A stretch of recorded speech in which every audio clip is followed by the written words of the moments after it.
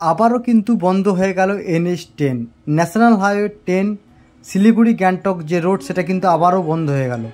16 তারিখ সন্ধ্যের দিকে কিন্তু আবারও ল্যান্ডস্লাইড হয় NH10 উপরে, ফলে কিন্তু NH10 এখন পুরোপুরিভাবে বন্ধ হয়ে গেছে। NH10 সব রকম ভিডিও বা খবর পাওয়ার জন্য অবশ্যই এই চ্যানেলটাকে সাবস্ক্রাইব করে রাখতে হবে, পাশে থাকা বেল আইকনটাকে প্রেস করে দিতে হবে। দেখতে পাচ্ছ কতটা NH10 বসে গেছে। এই NH10 কিন্তু বসে যাওয়ার কারণে লাভা হয়ে ঘুরপথে কিন্তু দার্জিলিং হয়ে কিন্তু গ্যাংটক আসতে হচ্ছে। যারা গ্যাংটক একান্তই আসতে চাইছেন তাদেরকে বলে রাখি, লাভা হয়ে কিন্তু তোমরা আসতে হবে।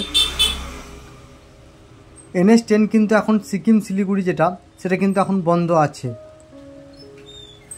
আজকের ভিডিও সকালবেলাকার দেখতে পাচ্ছ কী অবস্থা, তিস্তা নদীর পাশেই কিন্তু পুরো বসে গেছে এবং পুরো রাস্তা জুড়েই কিন্তু এখন বন্ধ রয়েছে।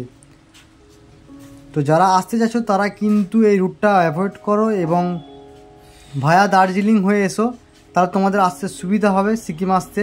নইলে কিন্তু এই রাস্তাটা কবে ঠিক হবে এখনও পর্যন্ত কিন্তু কোনো রকম খবর নেই, কারণ কাল রাত থেকেই কিন্তু রাস্তাটা ল্যান্ডস্লাইড হয়ে গেছে।